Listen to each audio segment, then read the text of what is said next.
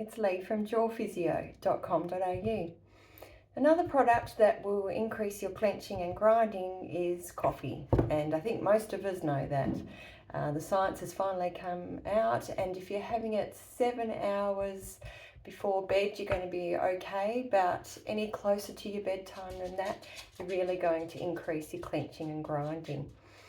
Obviously, the naturopaths, nutritionists, and the Chinese herbal medicine people have been telling us for years that if you have it first thing when you get up in the morning, it actually makes your guts quite slow and lazy, and it decreases your permeability, so you're not absorbing as many vitamins and minerals. And that's why it's used as a great enema by most people, so it makes you poo.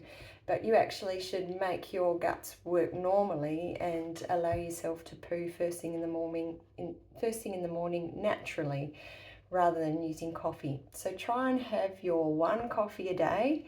Any more than that, you're really going to increase your clenching and grinding during the day and the night. So in summary, have your coffee between 11 a.m. and 3 p.m. and only 1 a day. Otherwise, you're going to clench and grind a lot more.